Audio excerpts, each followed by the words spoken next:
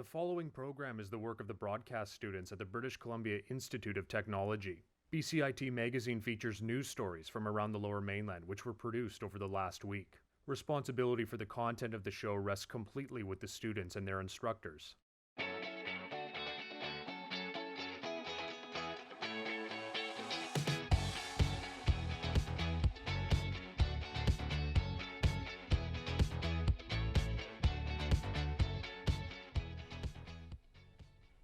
Coming up on BCIT Magazine, fireworks have gone out with a bang in Vancouver. A fight over coastal fishing rights. And how much cash can you get for that card?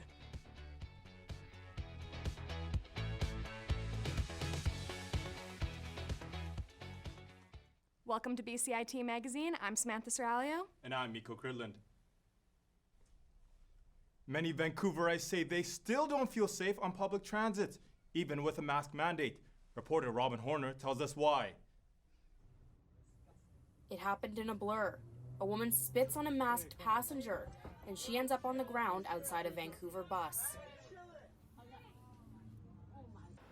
The video was the latest in a series of incidents on public transit over the mask-wearing policy. However, 2 months into the mandate, Translink is continuing to see a good compliance rate. We've continued to do spot checks since then, and the numbers have gone up. So we're finding around 95% of passengers are currently wearing it. So it's gone up about 3% system-wide. These commuters are happy to see it. Yeah, it makes it possible to go on the train then. I just don't feel safe if everyone's not covered up. Even with an increase of people wearing masks, some vulnerable riders still feel unsafe. Emma Jackson is immunocompromised.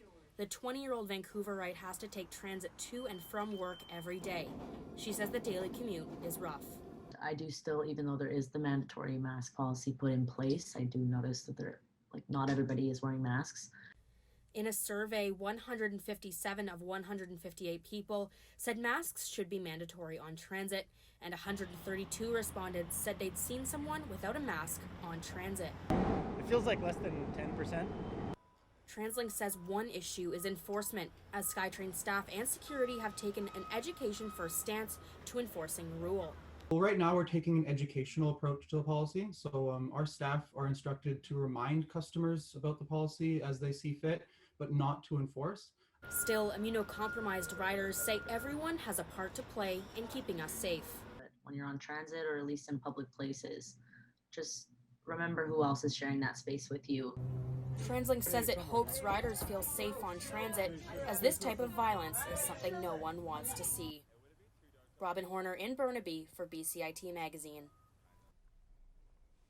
Dr. Bonnie Henry has imposed new restrictions on social gatherings in the Fraser and Vancouver Health region. It means you can't have anyone over to visit your home until November 23rd. Mental health issues have been on the rise due to the pandemic, but suicide rates in BC continue to drop. Ben Gebauer has the story.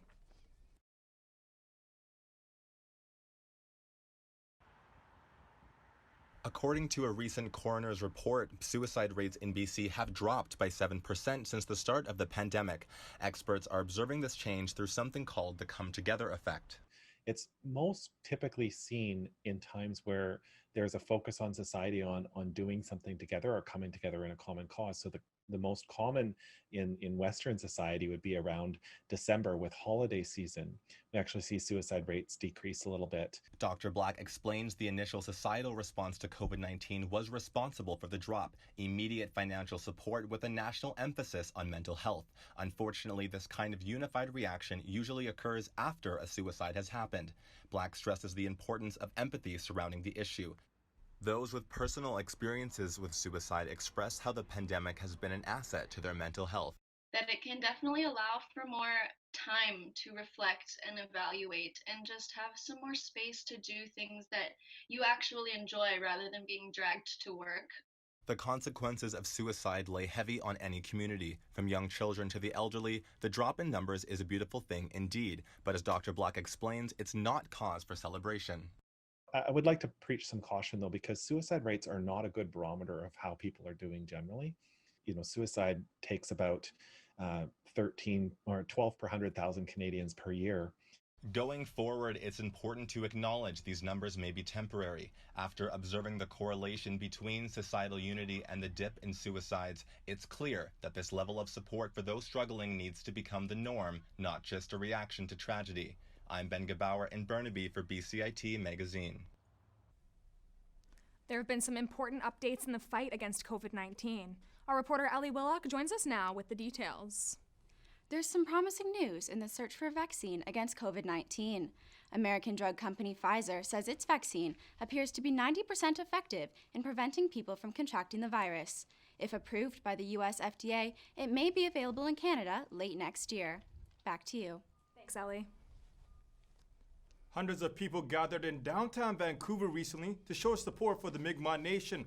The Nova Scotia Indigenous fishers have been in battle for weeks over fishing rights. Reporter Chantel Tanaka was there.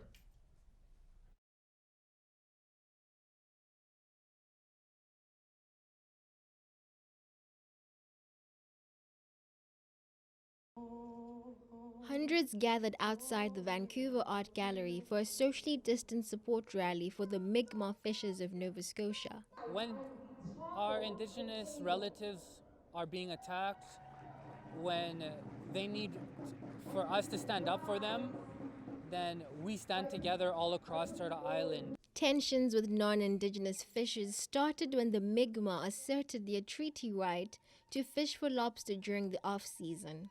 The Indigenous colonizer conflict has been 500 years old. This is not going to just go away. Matter of fact, it will probably escalate. There has to be another track, another way of starting to think about how do we handle these kind of conflicts or the conditions that create these conflicts. The 1999 Marshall Court decision affirmed Indigenous nation rights to fish for a moderate livelihood, and BC bands are tired of the fighting. No more. Reuben George from the Tsleil-Waututh Nation says there are similar issues between them and the Mi'kmaq. And our Mi'kmaq relations have included the lobster, which is the salmon to us here. UBC's Oceans Institute shared their solidarity for the Mi'kmaq fishers to urge the Department of Fisheries and Oceans to actively protect and preserve affirmed Indigenous fishing rights.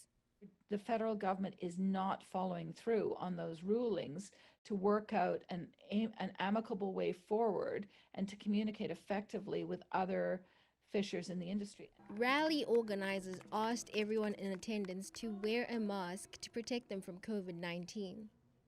And they asked community warriors to stand by in case they needed to de-escalate any disruptions. Yes. Chantel Tanaka in Vancouver for BCIT Magazine. Halloween was the last day to buy, sell, and set off fireworks in Vancouver. But a new ban won't affect some holidays that are just around the corner. Maria Diment explains how. It's over. Vancouverites can no longer sell or buy fireworks. As of November 1st, fireworks are illegal in Vancouver.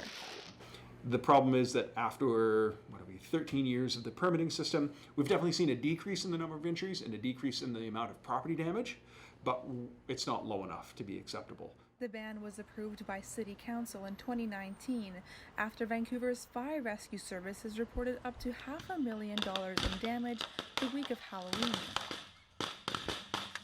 When I brought this motion out, I had a hard time convincing the rest of my fellow councillors. None of them thought it was really an issue. At M&M's Firework Factory, fireworks are a Halloween tradition and often a holiday essential. If we were allowed it year-round, then of course people would be doing it for Chinese New Year, Persian New Year, New Year's, Christmas, but unfortunately the city only allowed it for the past decade plus for just the October 25th to the 31st time period, just for Halloween. But for firework fans, it's not all bad news.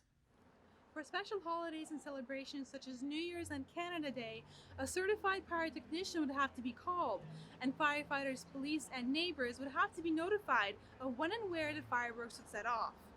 The fireworks ban won't end all holiday celebrations, but it will make fireworks a ghost from the past. Maria Diment in Vancouver for BCIT Magazine. Coming up after the break, veterinarians want people to think twice about pet adoption. And we meet a woman who's using art to cope with the pandemic. Everything is changing to digital. Everything is online. People aren't just waiting for the 6 o'clock news anymore. People want their news right now. They want to be able to go onto their smartphone, onto the internet, and see the news that they want to see.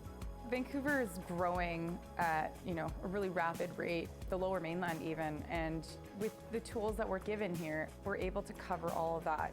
Welcome to BCIT Magazine. I'm Radhika Sikakane. In the program, they really leave it up to you. I mean, the help is there when you need it, figuring out how to use the programs like Premiere, Audition, and figuring out how to use the cameras. But it's up to you to sort of experiment and figure out what you can do when you go out in the field. They brought candles and flowers to remember the student who lost her life yesterday. Theresa May says the international community condemns Moscow. They really make sure that you know the basics and you are able to put out a quality product. I'm Brady Tretanero. And I'm Radhika Sikakane. Thank you for tuning in to BCIT Magazine. Welcome back to BCIT Magazine. The pandemic has prevented many elderly people from going out for meals, but volunteers at the West Vancouver Senior Centre are doing what they can to keep everyone fed. Aidan Doherty has the story. Well, I want to be on tape carrying this thing instead of pushing. Since closing down March 13th due to COVID-19, Gardenside Cafe and West Vancouver Senior Activity Centre has been delivering meals to at-risk seniors on the North Shore. Jill Lawlor is the Senior Services and Community Wellness Manager for West Vancouver and has seen what the meal plan does for at-risk seniors. They're still alone, they're still isolated, but they're eating, and that nutrition is having a positive impact on their mental health, their overall nutrition, their overall body, their ability to heal, their positive outlook. Some people have shared that they felt like a person. They felt like someone actually cared about them through these meal programs. Options for meals are abundant, from baked ham to bangers and mash. Lawlor says the volunteers who help with the meal service are what makes the program so special to its users. I'm going to put it in the cooler for the delivery. Okay. Whether it's the volunteer or the person who's purchasing their food or picking up their food, they have an opportunity to connect with one another and perhaps form a friendship and a bond that can support one another and create that support network. Even seniors who have food delivered want to do their part to help the community. I help them by opening the door and taking my ground level and handing them out. So I sort of do my little bit for them on the ground floor. The seniors meal program supplies 260 people with 3 meals a week, which are cooked, packaged, and delivered to 9 different buildings on the North Shore. However, the senior centers and their volunteers' hard work does not go unnoticed. You can feel the giving in them, that they're enjoying doing it. It's really nice. For BCIT Magazine, in West Vancouver, I'm Aidan Doherty. Patio service has kept many restaurants afloat during COVID, but with winter approaching, that might not be the case for long. Justin Park gives us the details. In an already crippled industry, patio service seemed to be a lifeline for many restaurants during the COVID-19 pandemic. That's how important that the patio space is. It's like the difference between breaking even and operating at a loss for a lot of places. But now, the cold winter months look to pose a different kind of threat. At the end of the day, I don't foresee my patio being packed in the middle of December. While patios are a nice bonus during warmer months, a costly winter upgrade may not be a risk Gabe is willing to take. Is it worthwhile for us at the end of the day? Is it going to benefit us going forward into the next winter and the following winters after that? Or is it something just a one and done, just a COVID scenario? If customers won't use the patios during winter, the loss will have to be made up elsewhere. If they can't get people in their patios, you're going to have to really, work on their in-store dining experience, but also their takeout and delivery. You're going to have to put a lot of emphasis on that. The restaurant business is as cutthroat as any, with razor-thin profits or break-even months that will come. If you used to eat out once or twice a month, you maybe make it 3 times a month now. It's just looking for a little extra here and there just to help everybody out, not just us, but even the other mom and pops that are just on the brink of that. Are we able to open tomorrow or are we not able to open tomorrow? So. Justin Park, Burnaby, BCIT Magazine. A Vancouver woman says she suffered from depression during the lockdown. By creating art, she's found a way to cope and make a living. Sarmadi gives us a look. Courtney Sullivan studies at Emily Carr University. The 22-year-old Vancouverite uses art to help with her ongoing depression as well as making a living. Was always very depressed and not really having the high energy I used to have when I was a kid. I think I just didn't know really how to be happy anymore, and that led to a lot of depressing thoughts and me just not being motivated. Sullivan is part of Emily Carr's online art forum, which has been a game changer in dealing with her depression. It's really great. It's basically like a community where you can interchange art, you can do like art trades, and it's really great to see other people creating, and it motivates you to want to make more as well. Not only has the online forum helped battle with Sullivan's depression, but it also became a lucrative career path. It just like really helped me to like feel more comfortable in like my skills, and like just made me feel like I was doing something more, and it was great to connect with other artists. And then after I was working on my art more, I was able to turn it into profit, and now I'm doing it for a living, and I'm kind of like living that dream job basically, which is awesome. According to the BCIT Student Association of Wellness, art and other forms of activities can help people cope with depression and mental health issues. It's a really great outlet for students to both kind of relieve stress as well as express emotion. So it's a kind of a double-edged sword in that it can help in many ways. Sullivan currently works as a freelancer selling her work via social media, but plans to soon start her very own online business selling art. For BCIT Magazine in Burnaby, I'm Sarmadi. Pets have given emotional support to many people in recent months, but animal care workers want you to think carefully before adopting. Reporter Cory Letendre meets some of these pandemic companions.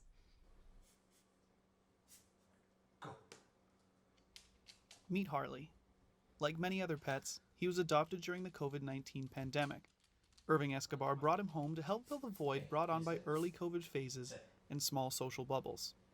And life stopped. Not being able to go out, not being able to see your friends and family. So then it was the perfect time to go out and adopt a dog. And my partner and I don't regret it at all. Irving says that it's brought back a sense of normalcy in an otherwise weird new world.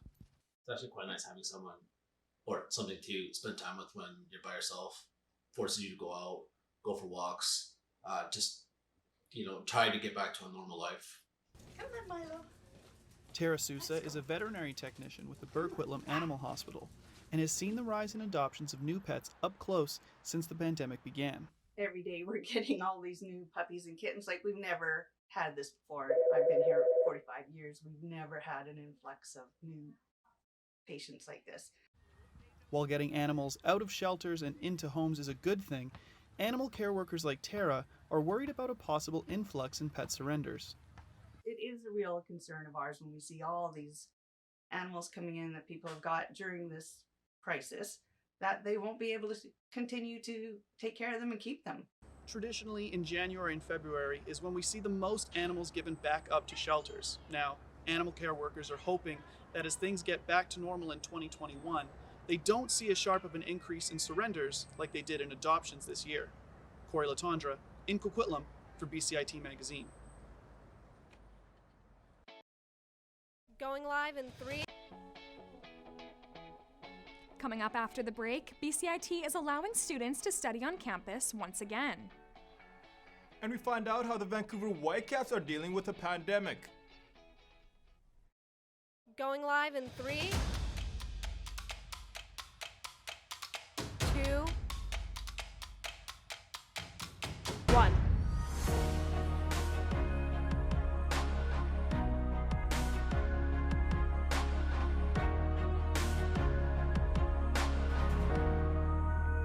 BCIT Television and Video Production. You've got potential.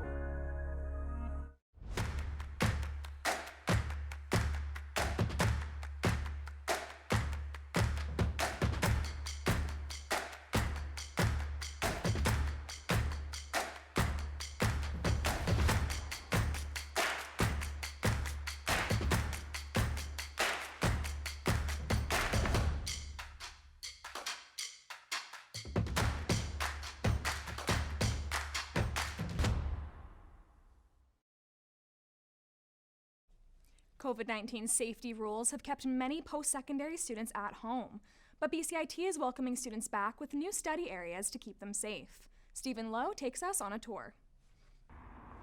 COVID-19 closed much of BCIT's Burnaby campus, including studying areas like the 24-hour A-Pod. In response, BCIT has opened new study areas for students located at the Student Association Building, NE1, and the library. This space is a lot nicer, it's a lot bigger, it's a lot brighter. It makes me more productive, I guess. Students are greeted by hand sanitizer and informational signage. Tables are spaced apart by 2 meters and are promptly cleaned after each use. When you're at home, you're just literally by yourself, but when you're in an open space like this, it kind of feels like you're in a productive area rather than somewhere where you can just choose to do what you want to do. BCIT, along with other post-secondary schools and the province, have created COVID-19 safety guidelines for the institutions to follow. They have to think about a number of things, what their student needs are, how many students they have on campus at a given time, and then there's the configuration of the specific spaces. As BC has taught more than 13,000 COVID-19 cases in recent days, there's a worry that areas like these could spread the virus. Our primary concern is the safety of our campus community and preventing any potential outbreaks of COVID-19 at BCIT. So for example, if someone were to turn up on campus and have symptoms that might be consistent with COVID, we do have documentation for all of our employees that tells them what to do. With the pandemic not showing any signs of going away, study spaces like these could be the new normal for the foreseeable future. How did I forget that? Stephen Lowe in Burnaby for BCIT Magazine. Data collected from around the world suggests that schools are not hotspots for COVID-19 infections. Research indicates that cases haven't surged since schools and daycare operations reopened. There's lots going on this week in the world of sports. Let's check in with reporter Don Vallee to give us the latest. The Seahawks' Russell Wilson continues to shine, but their defense hasn't matched suit. They'll be looking to rebound against the Rams this weekend. The Masters are finally here. Big hitter Bryson DeChambeau will be the favorite going in. And some sad news from the hockey world as Howie Meeker has passed away at 97. Meeker was a legend of the game in the broadcast booth. Back to you. Thanks, Dom. While the Whitecaps won't be heading out to more games this season, it's not all bad news. After being separated for several months from family and friends due to the pandemic, the team is heading home. Reporter Sebastian Pereira interviewed the head coach to find out how they're coping. Pleased to be joined here today by Vancouver Whitecaps head coach Mark Dos Santos. Mark, thanks for joining us here today. Thank you very much for having me. All right, let's get straight into it. You had very limited time with your family in the past 5 months. How difficult has it been personally not being able to see them for long spans during the season? Very, for me, very. I think I realize that I'm a person that needs to get away from the game. Right there, right there, right there. Vamos, próxima, próxima! When you're in season and you're home, you have your trips, you have your games, you have training, but there's always a part of the day where you could disconnect by being with your family. And I miss that a lot. And how have you stayed in contact with your family while being down in Portland? We had twice that we were able to go home for 2 days. And those 2 days were, those 4 days and 2 months were very, very good. But it's very little. When you think about it, it's a little bit more than 2 months. And we were only home for 4 or 5 days. So that's been hard, not only on me, on the players that are married and have kids, and players that have girlfriends home, and don't have kids. De Home, good ball across and tapped into the back post. Ricketts. Has the fact that you and the entire team not being able to see your families for so long motivate you guys even more to make it to the playoffs? Yes, we always say, if we are going through all of this, we have to try to make it count.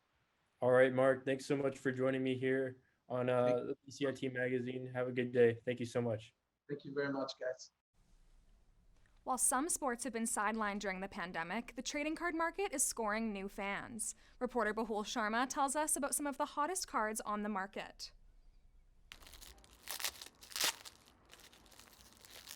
The crunch of opening a pack of trading cards is bringing some crazy profits during the pandemic. Lockdowns around the world have led many collectors to turn to those dusty old binders and take a look at what's stuffed inside. Some cards which were worth hundreds a few months ago have now gone up to thousands. But names which were highly sought after a decade ago are skyrocketing in value once again. Cards that have done really well during the pandemic are rookie cards of Ovechkin, which normally used to sell for, a rookie card of his used to sell for around $200. Today a nice one sells for $800 or $900 in a matter of months. The emergence of generational talents like Connor McDavid and Zion Williamson have brought in a whole new generation of collecting when it comes to sports cards, while familiar names like Wayne Gretzky and Bobby Orr still rise in value day by day. Some store owners are of the mindset that collecting all sorts of cards is fun, but long term, the real money is in the top tier players. I believe what the best thing to buy is rookie cards of generational type players, your top few percent, your Gretzky's, Orrs, McDavid's, Tom Brady, Mike Trout, Michael Jordan. You know, these guys are household names. As many leagues across the world are shut down, trading cards are the closest thing sports fans can get to a real game. The tragic passing of Kobe Bryant has sprung his cards' value into a league of its own. Cards of Kobe, which would have gone for hundreds of dollars, now triple, sometimes even go for 10 times their normal value. So it may not be the time just yet to close the book on collecting trading cards. Bahul Sharma for BCIT Magazine in Langley.